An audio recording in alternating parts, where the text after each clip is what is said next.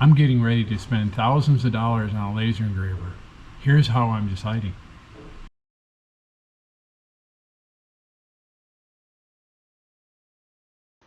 Welcome back. Thank you for coming back and watching this video. If this is your first time, I'm Steve. This is Curious Kicks. Let's jump right in. As I thought about getting a laser engraver, I thought, why not actually bring everybody along for the ride while I go through my decision on which laser engraver to get, and quite frankly, even whether I should get one at all.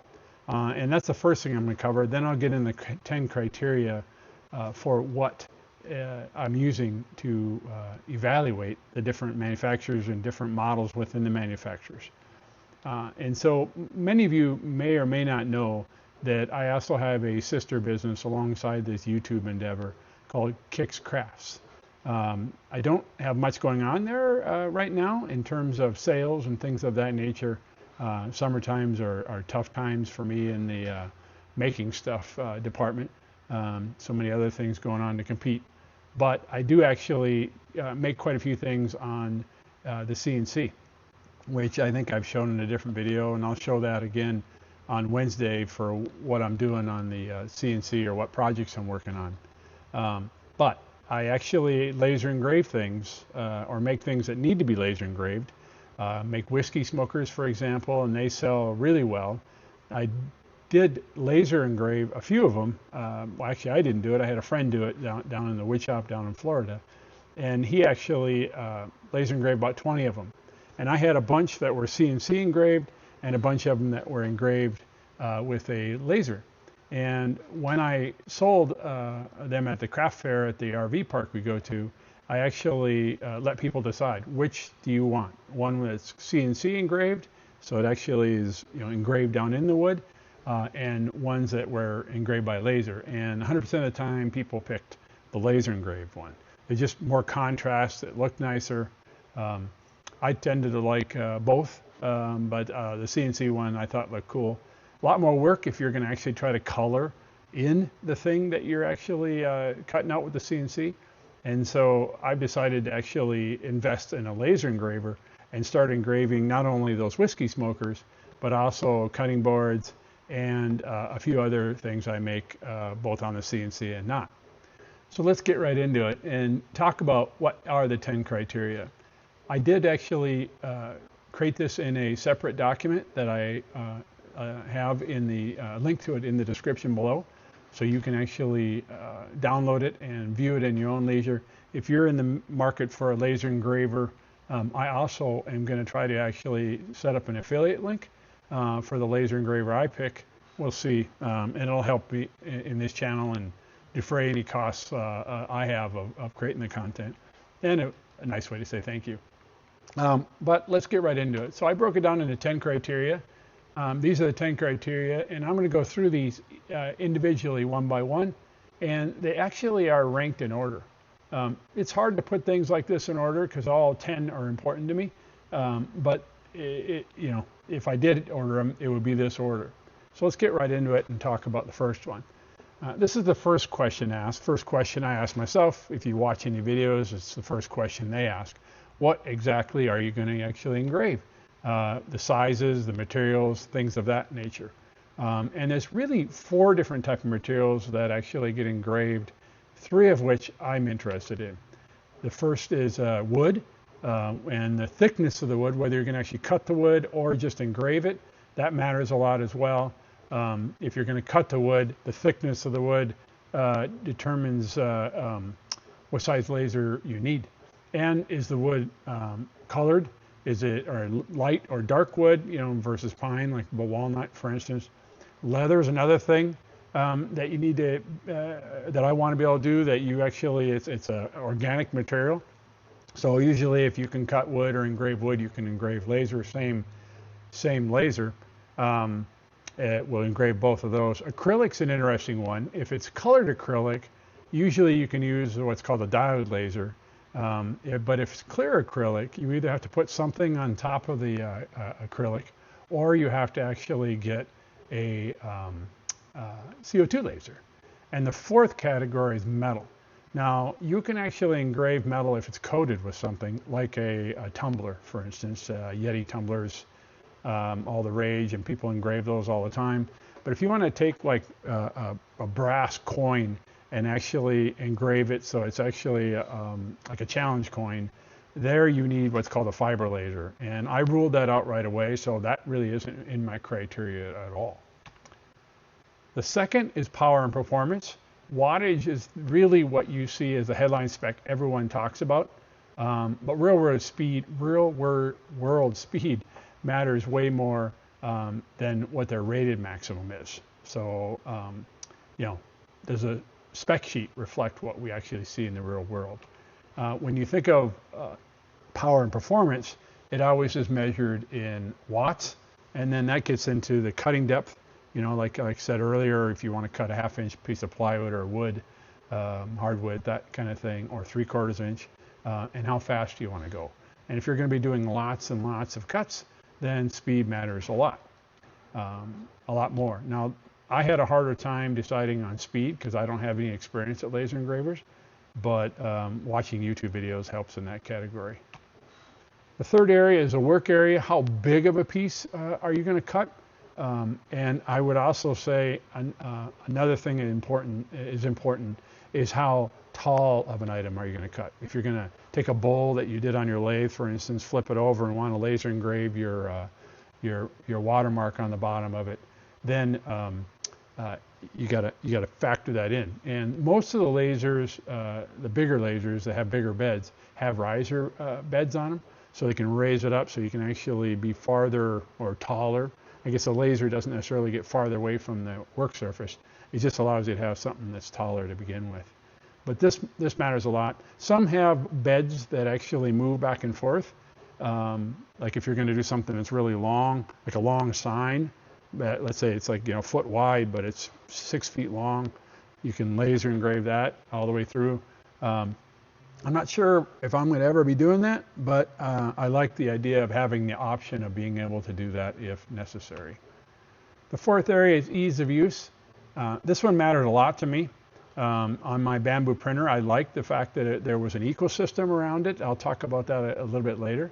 But the fact that the software came with it, that it was easy to use right out of the box. I didn't have to do a lot of assembly, a lot of adjustments of things, didn't have to I just got right to printing. And they even put stuff on the printer that you can print like right away. And as I looked at laser engraving, I thought that was important as well.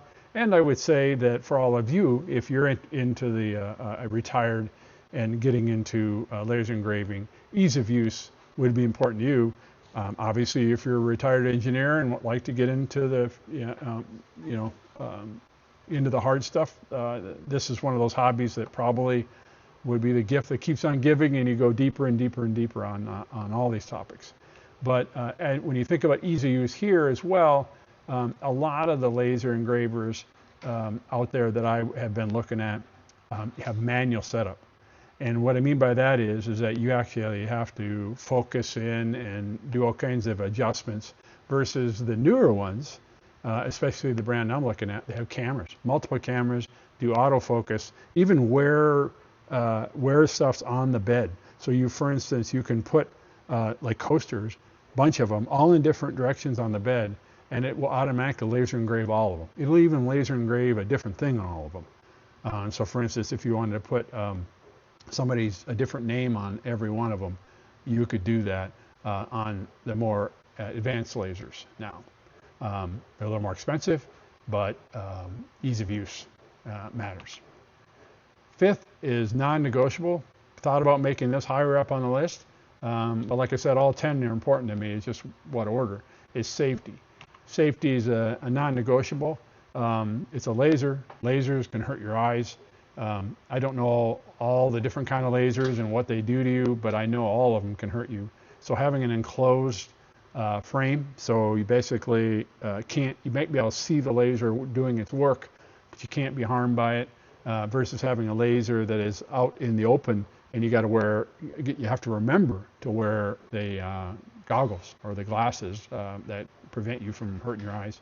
Fire detection is another really important thing. When you're laser engraving something or cutting, you're burning things. You're using a laser, and so you're essentially, causing a little fire over and over again. More or less. And the newer lasers now have AI features built in them where they actually detect flames and detect fire, and some of them actually have fire suppression as well as the detection to go along with it. And then the last one is safety interlocks, meaning you can't like open up the enclosure and have the laser stay on. I have a young grandson. It'd be sure nice to know that no matter what he does, it won't actually harm him, which is not the only reason safety is important. The sixth one is ventilation. Laser, as I said in the last one, is burning things. And so when we burn things, it creates smoke. And if you're burning things like, let's say, granite or you get particulates in the air, and leather does not smell really nice when you actually are burning it. And so venting it is important. You can get air filters, but that leads to something I'll talk about later in price, and that's a consumable, the filters. From what I've heard, it's really, you go through them fairly quickly if you're doing a lot of laser engraving, depending upon what you're engraving, of course. I plan on venting it directly to the outside. And so not an issue for me in terms of consumables, but it is important. And I just talked about that. Maintenance is an interesting one. When you talk about CO2 lasers, they have a lifespan. Now, granted, they're measured in thousands of hours, and the lower powered ones use glass tubes, and I think the higher powered ones get into the metal tubes. I don't know all the details behind how lasers work, so I'm not qualified to talk about it, but I do know like a diode laser pretty much, lasts forever. That's a long time. But you do have maintenance in terms of mirror cleaning and adjustments on a CO2 laser, as well as potentially down the road replacing the glass tube, which is something you just have to deal with if that happens. I mentioned this already. The software ecosystem, is something you're going to use on every single session, and how easy it is to get set up and going. Is there proprietary software or versus Lightburn? Lightburn is the brand that is, or the name of the software that pretty much everybody works with. Some of them actually have both, where when you buy it, they have proprietary software. And Xtool, for instance, has that. XCS, I think it stands for Xtool Content System. I might have that wrong. But it's really easy to use and get up and running, and they have a bunch of settings in there that you can pick the material and to tell you what to do. Very similar to using bamboo, and they're using their filament. It just already knows how to use that material. And with proprietary software, it goes with the machine. They actually can make it work best. And then eventually you can get into Lightburn if that machine supports that. And that's important to me, that I can graduate into Lightburn if the software doesn't support, the proprietary software doesn't support my needs. I ran into that on my CNC, where right away I jumped into the more technical software called VCarve. And I had to learn all about that before I could even use the CNC. Now, granted, that was part of the fun. I didn't mind that much, but it still is nice to know that, like the 3D printer, you can start having fun right away. Content and demonstration value. I said this is unique to me in the sense that I want to use it to create content. And so it has to be really, I would say, approachable on camera. You got to be able to see it. The workflow is got to be something that I can actually follow, or you can actually follow, and I can actually film. And you got to be able to see the work area. If I can't show something getting cut or engraved, what fun would it be to share it? I would say, that's why it's fairly down on my list. It's not the end of the world if it's not that great of content. I mean, like I said, I'm not trying to get rich, but it is important that I have the ability to bring you guys along for it. And the 10th one, which is interesting, I made this last, is that there is a budget, $3,000 to $5,000. I have, this saying you probably heard me say before already once, but the buy once, cry once. But I do have a budget, But it's the total cost of ownership that matters a lot. So if you think about it, the machine cost is part of it, the accessories that go along with it is part of it, and then the consumables, if there are any. And I'm not talking about the wood and the things you're engraving. I'm talking about as you use the machine, are there things that you have to replace? For instance, consumables on a 3D printer, you have filament. I guess that would be similar to the wood on a engraver or the leather. On a CNC machine, you have the router bits. You go through those. And so paying attention to that and really understanding each particular brand and model you're looking at is what's the total cost of ownership. The right question isn't what's the cheapest machine for my budget, what's the best value for the actual use volume of what I'm using. So I've narrowed it down to one machine, technically maybe two. One criteria that I don't have in here is portability. I go south for the winter and have been sort of noodling the idea of bringing it with me.